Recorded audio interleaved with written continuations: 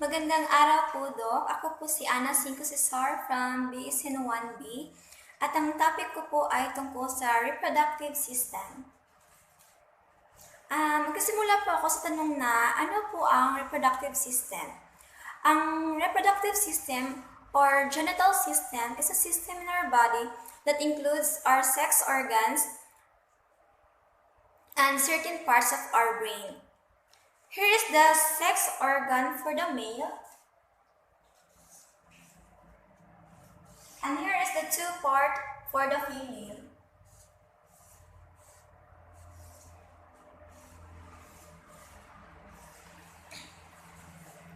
Ito po ang mga sex organ na nag-reproduce o tumutulong sa atin to make babies by combining genetic materials from the biological mother's egg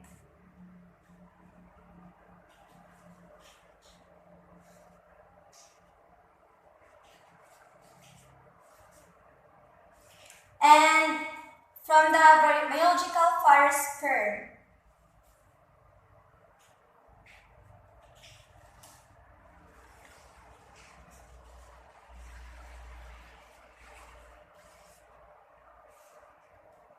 To make an offspring po.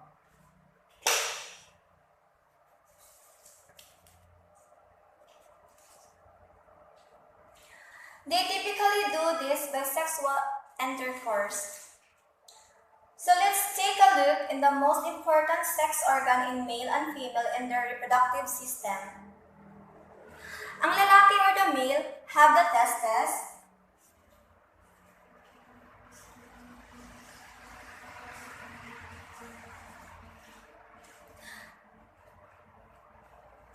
testes is the most important structure because the testes produce contribution to the baby. They make small mobile cells that carry his genetic material into the female to fuse with her genetic materials to cause pregnancy. And these small mobile cells ay ang sperm. This one po. Another important male organ is the penis.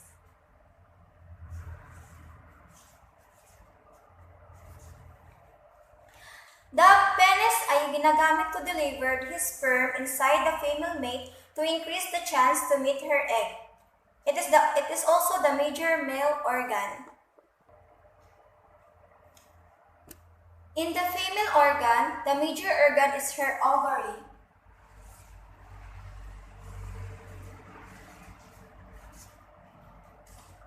Ito po ay dalawa, gaya ng sa testes, na may dalawang testes.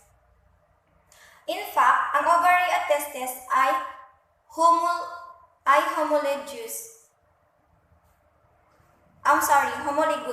or they have the same relative position. They came from the same precursor development. Precursor means something that comes before something else and that often leads to its development. Now, the ovary is responsible for producing female genetic contribution to the baby. At ito ay ang egg. Ang ovary ay naiiba rin somehow sa testes because testes can produce lots of sperm, mga millions per day.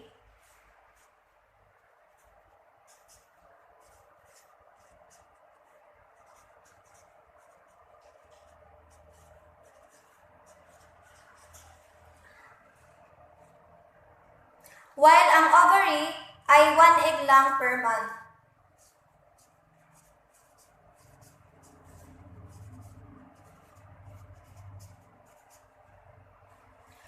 The next most important female organ is the uterus.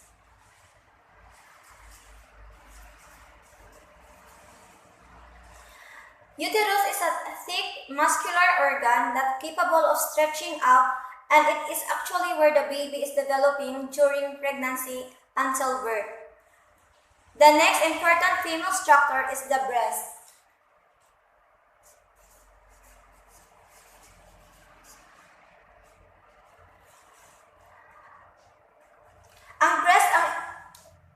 Ang breast ay importante dahil ito ay ang nagpo-produce ng gatas during pregnancy and afterwards by a process called lactation.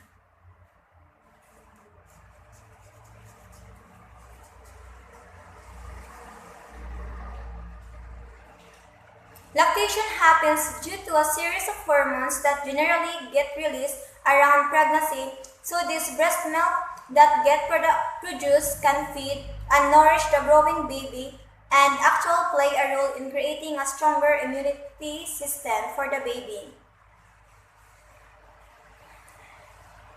Sa ngayon, nakita na natin ang mga major structure ng lalaki at babae. But it's not the all reproductive system are. The signs producing sperm and egg to reproductive system produce chemicals whose signal have really strong influence over activity in our body. We call this chemical hormones. At dahil galing ito sa reproductive system, we refer it as sex hormones. For example, the male major sex hormone is testosterone.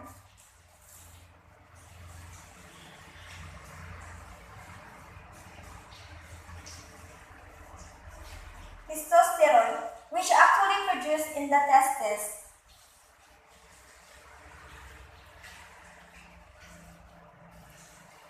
It is responsible for many masculine traits tulad ng body hair, baritonong boses, muscle growth, at sa babae naman, the ovary primary producer of some major female hormones tulad ng estrogen at progesterone.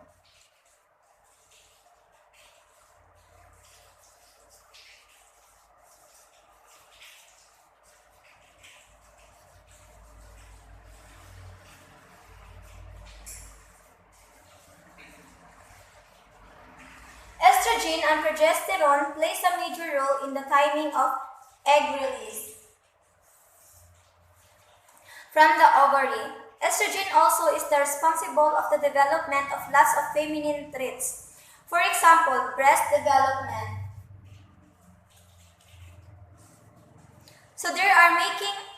There's a making of the sperm and the egg. There's protection of major sex hormones. Ano pa ba ang reproductive system? There is one more really important thing, and that is the meeting of the sperm and the egg. The male penis and the female vagina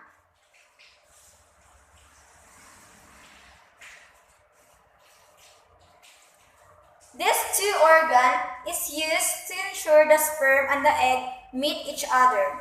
So the penis actually deposits sperm within the vagina so that the sperm have better chance of reaching and fertilizing the egg released inside the reproductive tract.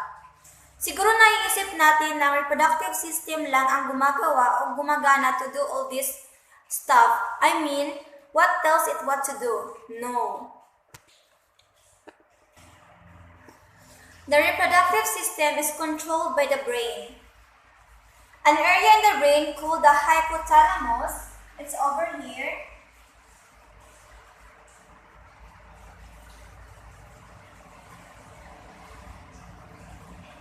Called the hypothalamus. Hypothalamus releases a hormone called gonadotropin releasing hormone or the GnRH.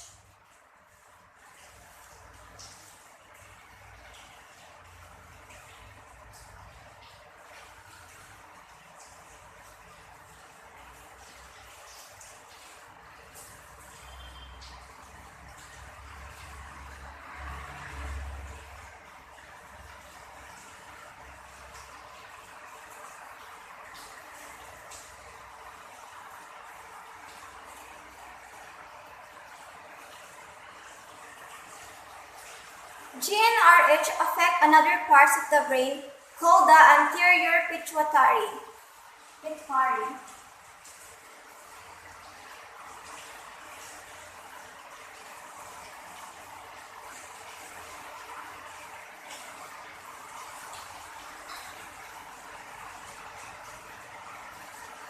Anterior pituitary is located under the hypothalamus. It's over here.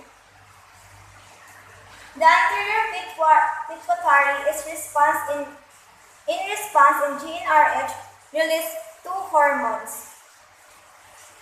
The luteinizing hormone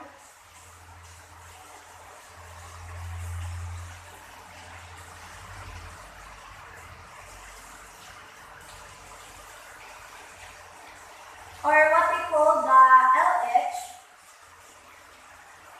and the second one is the follicle stimulating hormones or FSH.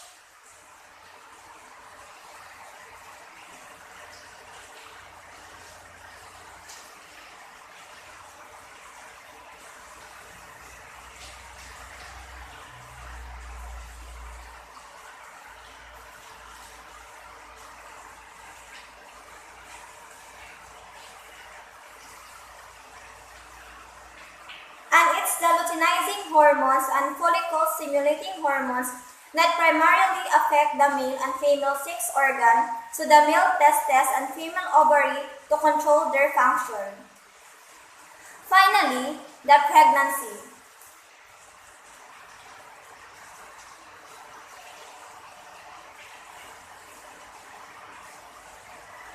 The pregnancy results when the sperm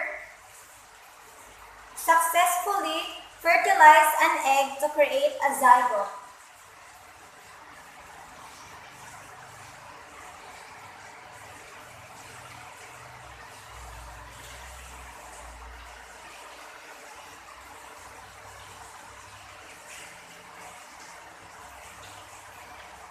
Zygote is a cell organism that has a genetic materials from both mama and papa, and that genetic material has come from the sperm and the egg. The zygote goes through a series of development and eventually implant itself with inner wall of woman uterus to grow. Remember the thick muscular na nasabi ko po kanina?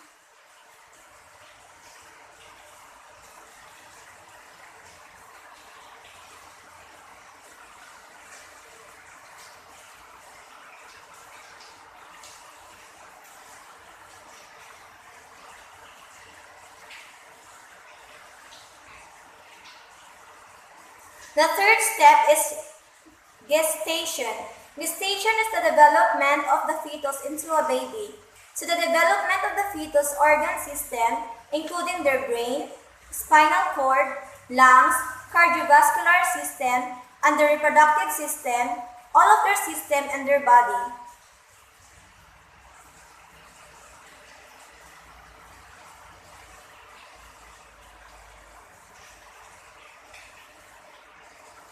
Gestation readies the developing infant to be born takes about 9 months. When the baby is ready to come out of the uterus and into the world, a number of hormones will change and take place of the mother's body. This signal her to start getting ready to push her baby out of her body. Sa ibang salita, giving birth of the baby. She then goes through a process called labor.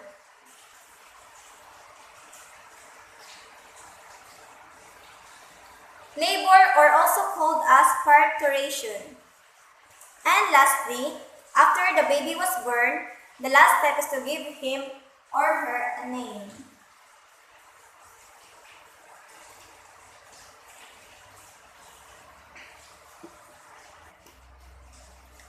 At dito po natatapos ang aking video. Maraming salamat po, Doc. And pasensya na po sa visual ko. Ngayon ko lang po na-realize na baliktad po pala yung pagsusulat ko.